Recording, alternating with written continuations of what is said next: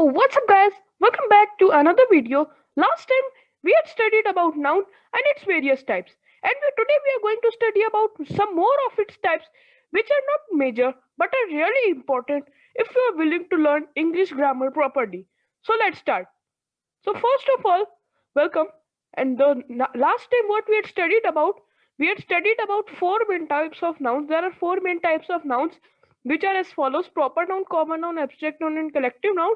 And I had really explained them well in the last video. So let's move on to our next. So some other nouns. Now these nouns are some other branches of the main term noun which are not really important but are very widely used by many people. So they are basically of six types. They are basically of six types: concrete noun, countable noun, uncountable noun, compound noun, singular noun, and plural noun. So let's study them properly. So first of all, concrete noun. Now what is concrete noun? It is very simple. A concrete noun identifies something material and non-abstract, such as a chair, a house, or an automobile. Think about everything you can experience with your five senses: smell, touch, sight, hearing, or taste. So basically, anything which we can experience by our five senses is known as concrete noun. Means basically anything in the world can be considered as concrete noun if we are able to identify it by our five senses. First of all, the sense of touch, second, the sense of smell, third, the sense of sight, fourth, the sense of hearing, and fifth, the sense of taste. Here, I would like to give you some examples. The examples are air, cat, dog, chirps. So first of all, air, cat, and dog. So air, we cannot see air, we cannot do anything with air, but we can just experience it around us. Second is cat. We can see a cat by our vision. We can even touch the cat. We can hear the cat's meows. So that all the things, cat is also a concrete noun. Third is dog. We can hear a dog barks. We can see a dog by our vision. We can touch a dog.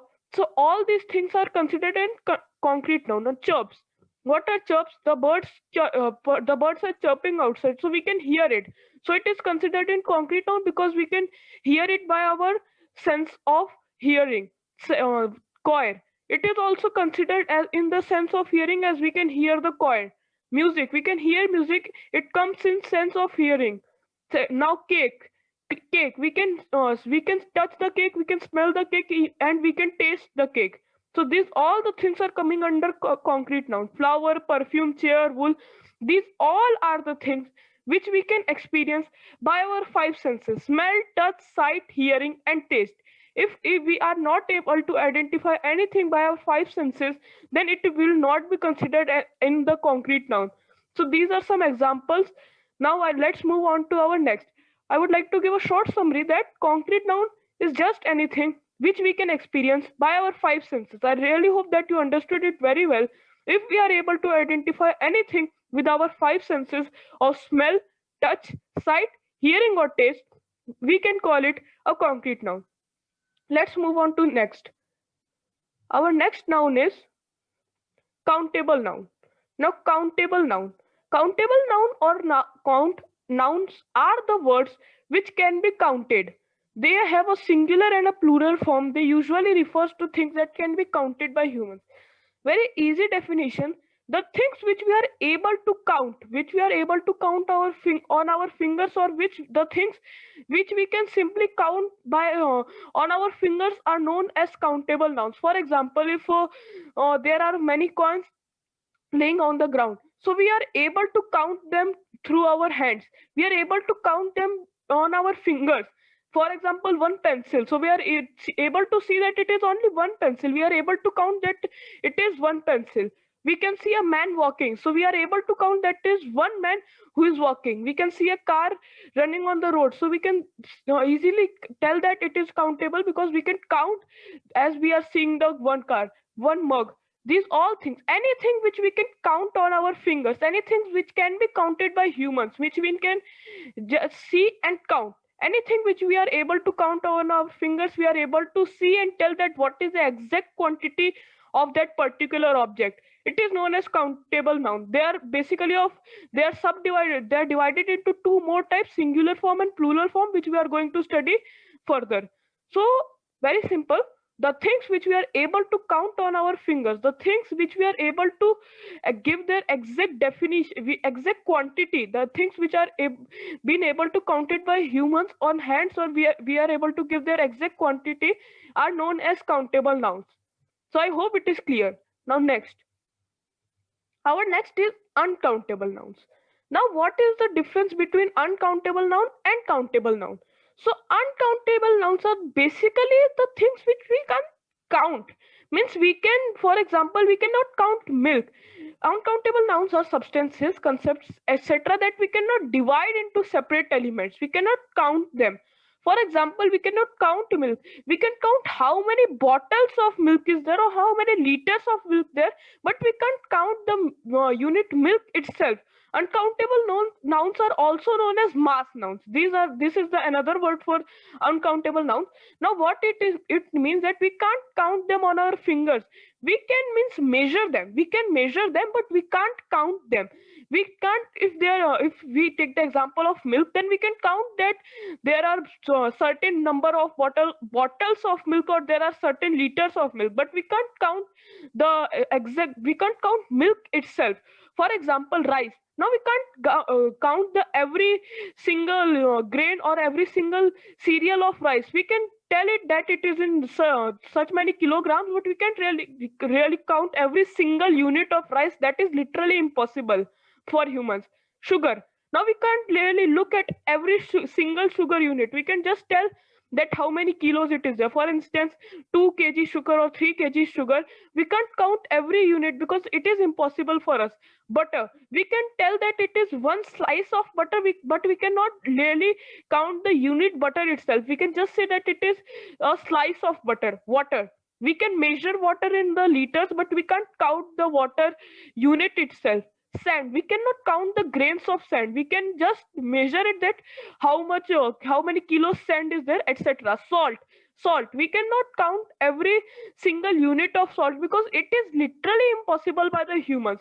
Means you can't even count them on the fingers if you are going to willing to do so, because that is impossible for anyone to do. So anything which we are not able to count on our fingers, which we cannot separate them into separate elements, which we cannot count them, is known as uncountable noun. We can measure them, or we cannot separate them into different units. For example, we cannot separate rice into different units, and unit by unit we are going to count it. That is not possible by us humans. We can just tell it that it is in such kilos or it is in such mass gram. And also, uncountable nouns are also known as mass nouns. It is another word for uncountable nouns. I hope that uncountable noun is clear for you. Now let's move on to our next topic. Our next topic is compound noun. Compound words are formed when two or more words are joined together to create a new word that has an entirely different meaning. Means which when we co-join two words, when we join two different words and they give us entirely and they give us separate and entirely different meaning, they are known as compound noun or compound words. For example, sun and flower are two different nouns, but when we fuse them, when we join them, they form another word known as sunflower. Consider these words make and up. So make and up is known together will be make up. For example, cat and food. So cat and food are two separate words which has complete sense, and when we are joining them, it is known as cat food. Police and men. Police and men both have different meanings, and when we join them, it is entirely a new meaning known as policeman. Dining plus table. When we are joining both of these words, they join together to form the word dining table, etc. Now here what we must remember, that compound nouns cannot be formed by any words. We can only form compound nouns by the words which have a separate meaning. We cannot just take any word and join it with any word. We must first of all look out that if the situation is fitting perfectly, and whether or not the words must have separate meanings. For example, cat and food both have different meanings. Police and man both have different meanings.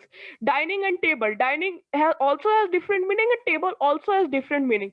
So these are the some important things which we must keep in our mind when we are looking for compound nouns, because if we need to first of all look out that the two words which we are separating must have the meaning. If they both don't have a meaning, then the category will not fall under compound noun. Like this, sun and flower both have a different meaning. So compound nouns are is the word which is formed by the two or more words when they are joined and create a new word which has an entirely different meaning. And both the words which are joined, they both words also should have some correct meaning and a specific meaning. So I hope this is also clear to you. Now let's move on to our next one. Our next one is singular noun. This is the one of the easiest noun which we can study. Singular noun is used for the term that tells us about any single unit or any single object or person. Means it just tells about any one thing, any single unit, any single person, any single thing. Means just about one thing. It just tells about us, about one unit, about one single unit. Singular nouns can be changed into plural nouns by adding s or es or ies.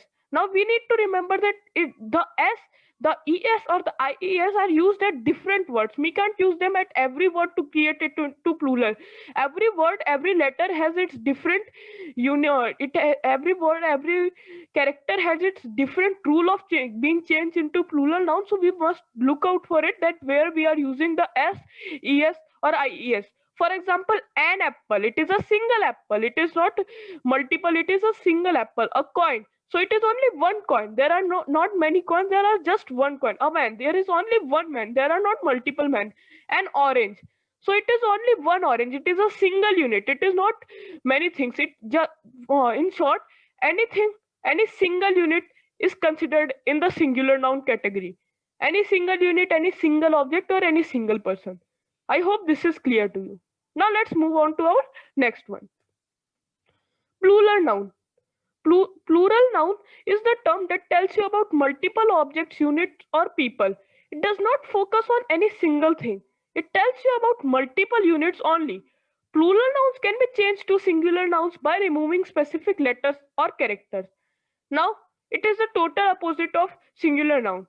While singular noun focuses on any single unit, plural noun focuses on many units, many different units. But it is focusing on multiple units rather than one. If the unit is one, then we will put it under the category of singular noun, and if there are many things, we will put them under the category of plural nouns. For example, apples. So as we can see that there are two apples, there is not single apple, there are two apples. Coins, we can see that there are many coins, there is not one single unit for term used for the coin, there are many coins. Men, so there is not one, there is not a single person or a single man, there are many men as we can see them walking. Next is oranges. So as we can see that there are three oranges, there is no single unit or any single thing served in the plural noun thing. If we are seeing anything, any unit, if we are talking about any multiple objects, units or people, we will place it under the category plural nouns. I hope that it is clear to you. It is very simple. If there are multiple objects, they come under the category of plural nouns. If there is any one single object, it comes under the category of singular nouns. Now, I would like to give you a very short and very quick summary of what we have learned today. So first of all, there are some other nouns rather from the major nouns, and these are really important. There are most of 6 types: concrete noun, countable noun, uncountable noun, compound noun, singular noun, and plural noun. First of all, concrete noun. A concrete noun is anything which we can experience by our 5 senses: smell, touch, sight, hearing, or taste. If we are able to sense it by our 5 senses, then only we can put it under the category of concrete noun. If we are not able to identify it by our 5 senses, then it will not come under the category of concrete noun. For example, air, cat, dog, chirps, flower, perfume, chair, wool, etc. Now next is countable nouns. Anything which we can count by on our fingers, which is able to be counted by humans, which we can simply count on our fingers, which we are simply able to tell the exact quantity by just looking at it. So it comes under the category of countable noun. For example, coin, pencil, man, car, cup, etc. These all things can be counted by humans and we can tell their exact amount. So they come under the category of countable noun. Next is uncountable noun. Now, anything which we are not able to count, which we are not able to divide in separate elements, it comes under the category of uncountable nouns. For example, we cannot count milk. We can count bottles of milk, we can count liters of milk, but we cannot count milk itself. Anything like, for example, rice, we cannot count every grain of rice. We can simply tell how many kilos of rice it is. We are able to measure it, we are not able to count it. This is the difference between them. Next, compound noun. Compound noun or compound words are formed when two or more words are joined together to form a new word that has entirely different meaning. When we are joining two words, when we are joining two separate independent words which have their own meaning, and when they both fuse and make a new word which has a completely different meaning, we put it under the category of compound noun. It is important to be noted that in compound noun, it must happen that the words on the both sides must have their own and independent meaning and a complete sense, and the word which is formed newly must also have a complete and a complete sense. Now next is singular noun. Singular noun is used for the term that tells us about any single unit, any single object, or any single person. The things which are just one, single or one. It falls under the category of singular noun. Next is plural noun. They are the term that tells us about multiple objects, units, or people. It does not focus on any single thing. It tells us about multiple people, multiple objects, multiple things, multiple places. It tells us about everything that is more than one. So these all things will fall under the category of plural noun. So that's it for today, guys. I really hope that you found the video useful, and you've really found the learning today. You really found the video really exciting and really knowledgeable. Thank you for watching the video till now. Thank you for watching the video till now. Be sure to leave a like and subscribe. Thank you guys for watching the video, and stay home, stay safe.